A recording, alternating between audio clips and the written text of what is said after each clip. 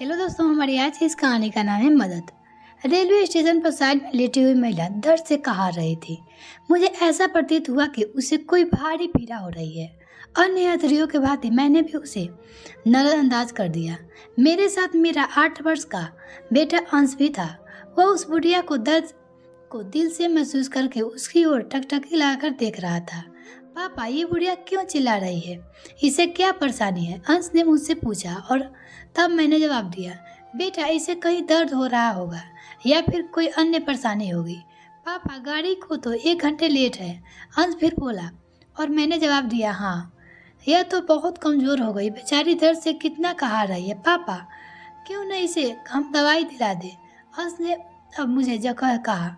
मैंने उसे समझाते हुए कहा, बेटा हम उसे दवाइयाँ क्यों दिलाएं? हम तो इसे जानते भी नहीं और देखो कितनी गंदी लगती है।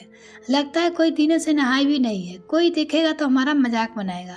पापा, आप ही तो कहते हैं कि गरीबों और असहाय की मदद करता है तो भगवान उसकी सदा मेहरबान रहते हैं। इसीलिए हमेशा दूसरों की सहायता के लिए अग्रसर रहना चाहिए। और आज आप कह रहे हैं कि कोई देखेगा तो क्या कहेंगे, हमारा मजाक बनाएंगे। मेरी समझ से दूसरों की सहायता करने में हमारा मजाक कोई नहीं बनाएगा। अगर आप कोई बनाता है तो बनाने दो, हमें अपने कार्य पर ध्यान देना चाहिए।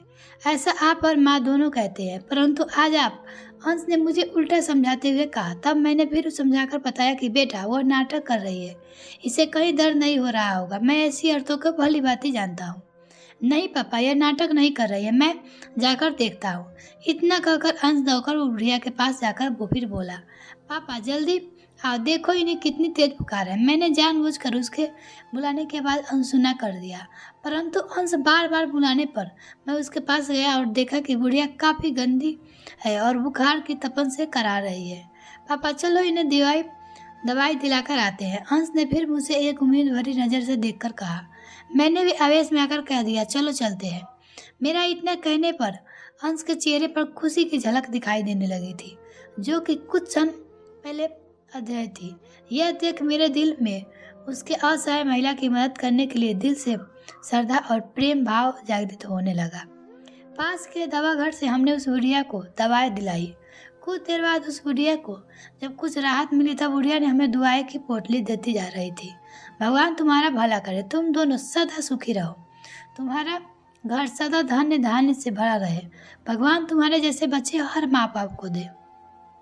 उस बूढ़ी औरत ने इन शब्दों से मुझे बानों का कार्य किया। मेरे अंदर बैठे असुर को मारा गया। उसकी मदद करने से मुझे और खुद को फर्क महसूस हो रहा था। साथ ही असहाय की मदद करने की भावना मेरे अंदर जागृत हो चुकी थी। जब हम रेलवे स्टेशन पहुंचे तो वहां पर उपस्थित यात्रियों ने हमें दोनों को दवाई की गठरी देना शुरू कर दिया।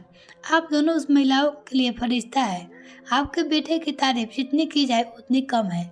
ये आपके ही संस्कार है जो आपके बेटे द्वारा उस असहाय महिला यहाँ उपस्थित हर यात्री को प्राप्त हुए।